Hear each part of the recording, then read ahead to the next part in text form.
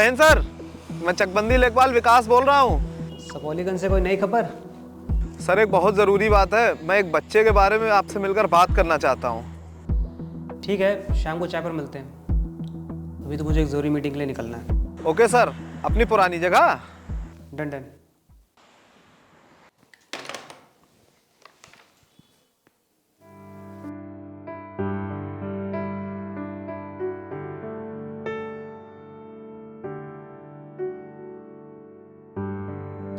हाय विकास। कहाँ भाई, आज अकेले ही? कांस्टेबल कहाँ है? अरे यार वो गाड़ी के पास रुकने को बोल दिया है। चाय का ऑर्डर दिया कि नहीं? बॉस अभी तक आप आए कहाँ थे जो चाय का ऑर्डर दे देते हैं? एक्सक्यूज मी, 2 कप चाय। और यार इतनी सिंपल सादगी के साथ बैठे हो, कौन कहेगा तुम इस जिले के डीएम हो?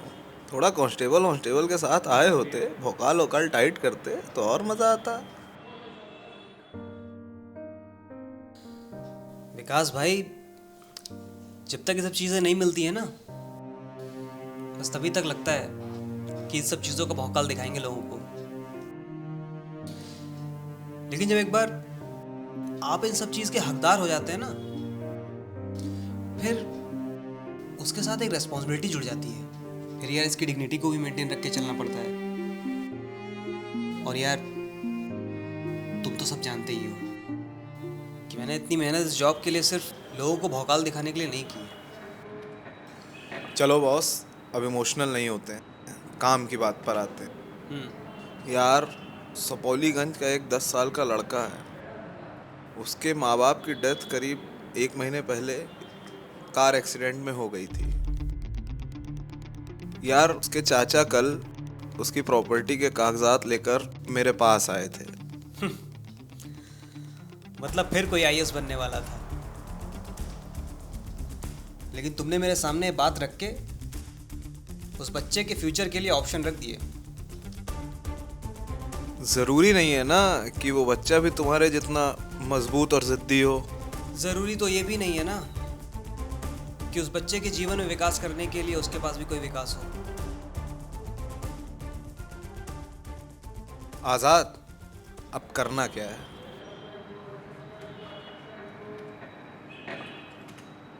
उस बच्चे को कल मेरे ऑफिस ले आना, मुझे उससे कुछ बात करनी है।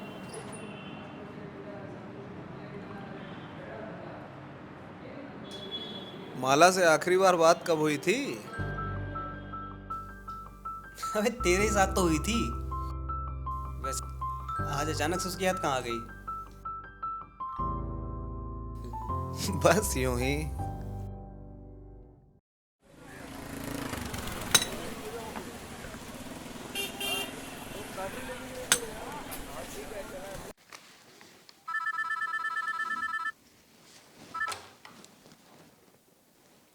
अंदर भेज दो।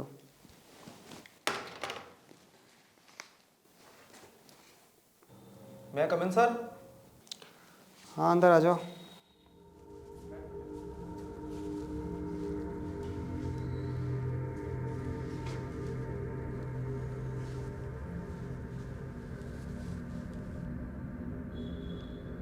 क्या नाम है बेटा?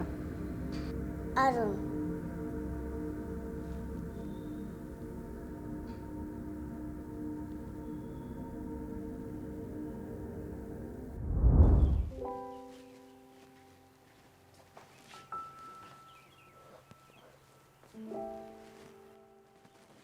बेटवा आजाद,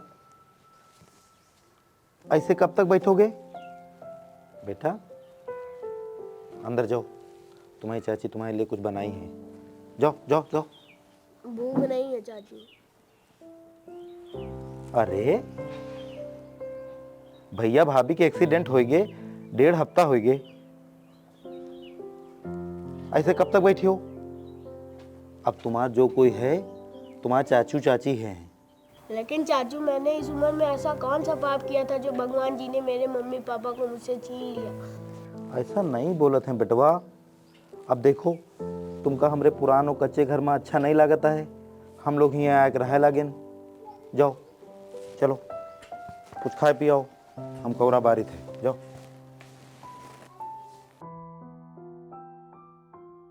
सीमा, हाँ जी। वो जमीन के कागज पत्र कहाँ रखे हो? लाओ। सुनो, बात की हो किसी से? बाद में कौनो दिक्कत तो ना होई?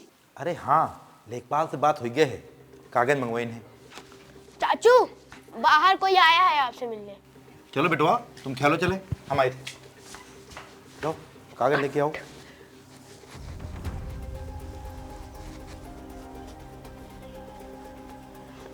देखो जी, यही है का?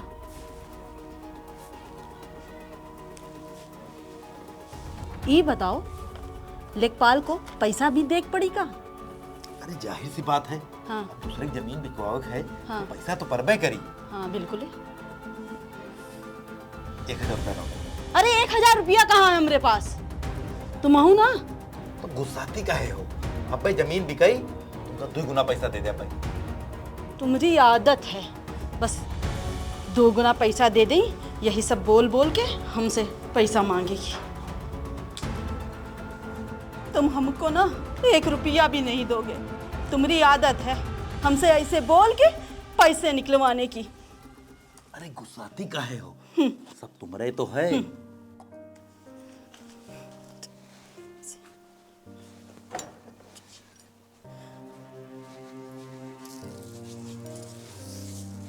एक एक करके हमारे सारे पैसे मांग ले गए।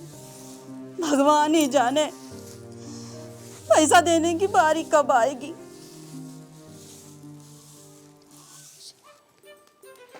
चाचा जाड़ बहुत है ना? हाँ बेटवा, झाड़ तो है, रोज से ज्यादा जाड़ है। सही कहा। और चाचा बहुत चौड़े आ रहे हो, लगा से चाची मैके गई हैं। अरे नहीं बेटवा, अतनी नहीं कहा किस्मत।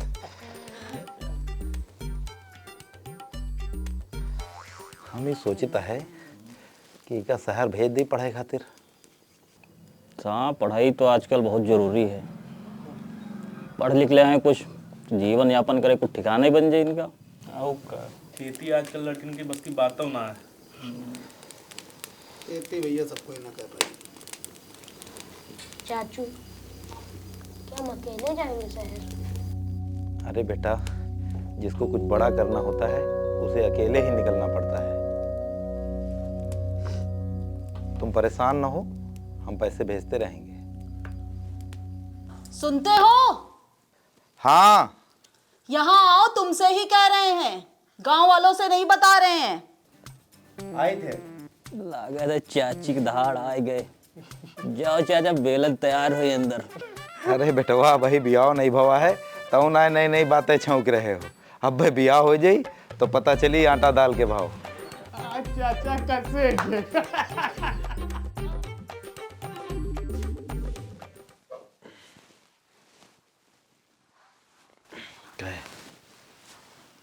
अरे सुनो, वो लेखपाल बोलिन रहा साइन कराएगी ना, तो बच्चे से साइन तो कराइयो।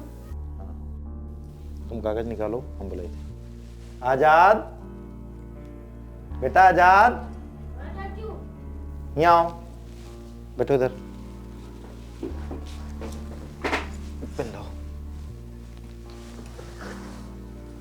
बेटा यहाँ पे साइन कर दो।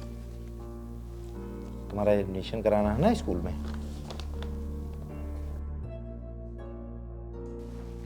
अब यहीं पे बैठो, तुम्हारी चाची खाना निकाल रही, खा लो। बैठो नहीं, सामान रखो, कल तुमका शहर जाएगा है। लेकिन चाची हम शहर में अकेले कैसे रहेंगे? जब तुमका भगवान अकेले छोड़ा है तो अकेले रह पड़ी। तुम जाओ अपन काम करो, खाना निकालो जाए।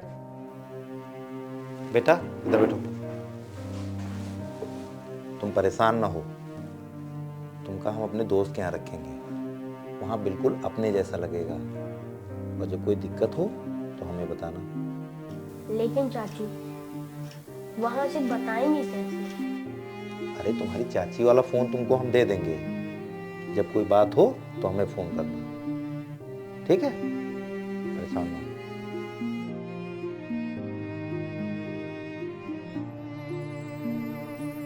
जिंदगी का अकेलापन तब और ज़्यादा डसता है जब खुद में समझ भी नहीं होती है। लेकिन ऊपर वाले की बनाई हुई दुनिया की सबसे खूबसूरत चीज़ ये भी है कि जिन्हें खून के रिश्तों में बांधना भूल जाता है, उन्हें दोस्त के रूप में मिला देता है। देखो आज़ाद, अब तुम परेशान मत हो, तुम्हारे बुरे दिन अब हवा हुए हैं। वैसे तुम्हारे चाचा चाची ने पैसे और ज़मीन के लेकर क्या कहा था?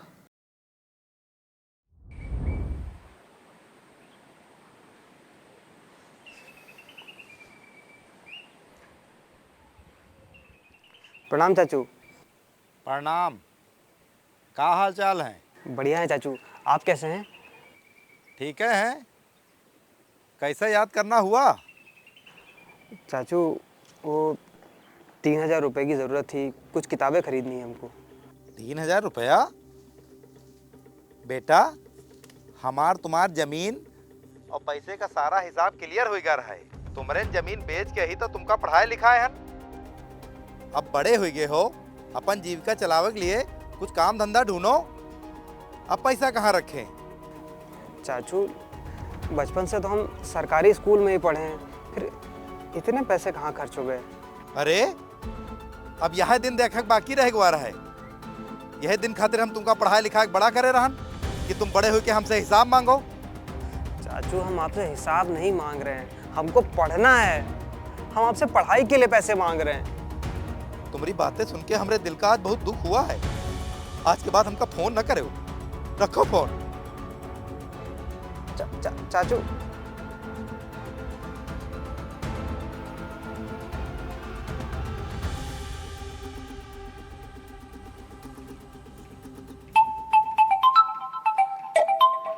हेलो चाचू, हमको पता था कि आप हमको फ़ोन करेंगे। आप ऐसे फ़ोन नहीं काट सकते हमारा। क्या आशीष से बात नहीं हो रही है? मैं आज़ाद बात कर रहा हूँ। मुझे नहीं पता आप कौन बोल रहे हैं, लेकिन मुझे एक हेल्प चाहिए। क्या आप मेरी हेल्प कर सकते हैं? बताइए सर, कोशिश ज़रूर करूँगा। मैं आपसे मिलकर आपको पूरी बात बता दूंगा। क्या हम मिल सकते हैं एक बार? मैं अल्फाज नगर में रहता हूँ। अगर आप भी अल्फाज नगर से बात कर रहे हैं तो बिल्कुल मिल सकता हूँ। मैं अल्फाज नगर में ही रहता हूँ। शाम को 5 बजे परमेश्वर पार्क में मिलते हैं। पहुंचकर इसी नंबर पर कॉल कर लीजिएगा। ठीक है ठीक है। हाँ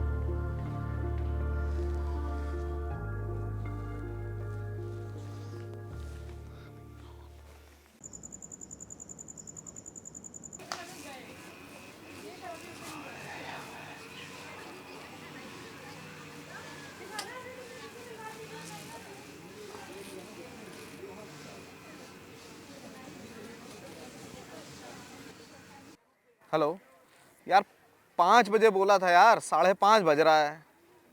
यार तुम्हारे जैसे लोगों की वजह से ही ना फिर दुनिया से यार विश्वास उठ जाता है। पता है क्या मिल रहा है यार तुम्हें मेरा टाइम वेस्ट करके? अरे सॉरी सर, मैं बस पहुंच रहा हूँ। यार किसी अनजान आदमी के लिए कोई अपना टाइम वेस्ट क्यों करेगा? ज़रूरत तुम्हें है ना, तो तुम्हें पहले आना चाहिए था यहाँ पर। अरे सर, मैं गेट के अंदर आ चुका हूँ सर। आप कहाँ पर हैं आप बता दीजिए एक बार। यार यहाँ पे एक झील है, उसी के पास हूँ मैं। आ जाओ। अरे बेटा 7 बजे से क्लास है यार। व्हाट्सएप ग्रुप पे डाला तो है।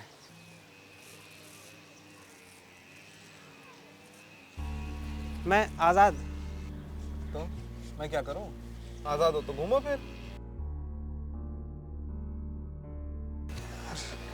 अरे आज़ाद, सॉरी यार ब्रदर, मैं विकास। तुम आए थे तो तुम्हें मेरा नाम लेना चाहिए था ना यार यहाँ पर।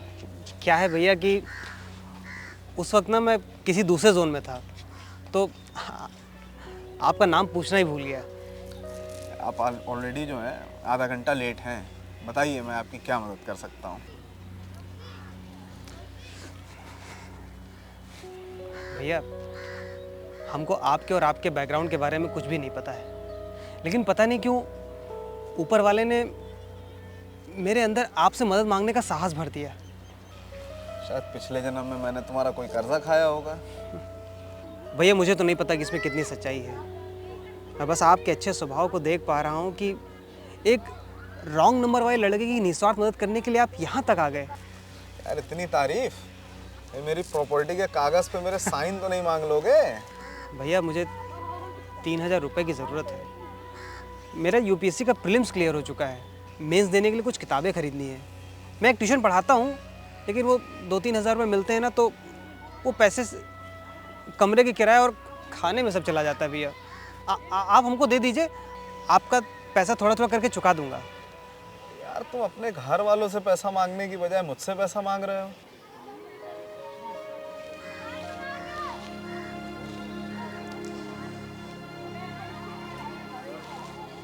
मेरा इस दुनिया में कोई नहीं है भैया। यार मैं कैसे भरोसा करूं कि तुम मेरे पैसे वापस कर दोगे? आपके दिल को मुझ पे भरोसा है। आपको मेरी आवाज़ सुनकर मुझ पे भरोसा ना होता तो आप मेरी मदद करने यहाँ तक ना आते। आपका मन इस फ्रॉड दुनिया से डरता है। अल्फाज नगर में कहाँ रहते हो? मैं यहाँ नहीं रहता हूँ भैया। अल्फाज नगर से 4 किलोमीटर दूर एक गांव में रहता हूँ।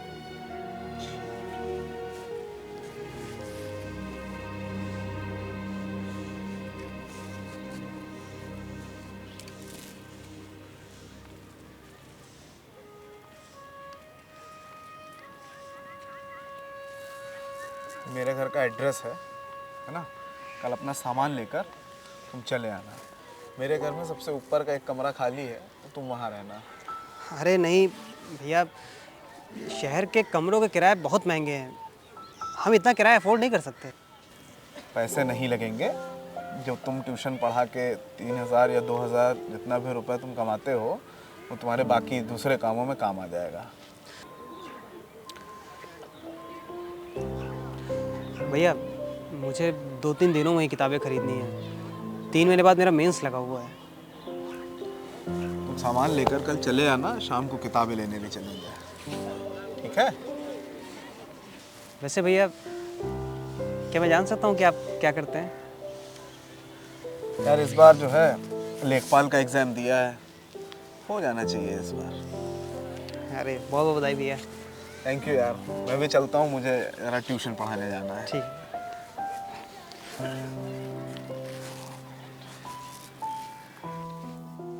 आज़ाद, आज़ाद, देखो किताबें ले आए हो। अब इधर उधर की बातें सोच के ज़्यादा दिमाग ख़राब मत करो, जो पढ़ाई करो, IAS वाईएएस बनो, जिससे कम से कम अपने शहर में अपने सामने कोई 10-12 साल का आज़ाद तो ना ही बने।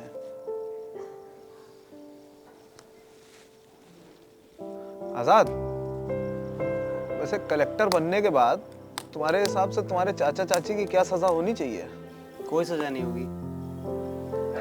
उन्होंने जो किया वो गलत किया, लेकिन आज अगर मैं तुम्हारे साथ हूँ तो वो भी उन्हीं की वजह से।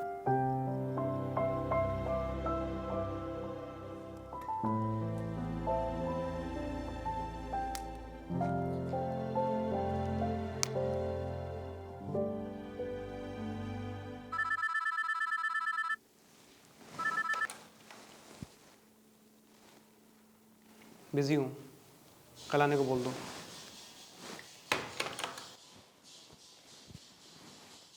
तो सर अब क्या करना है?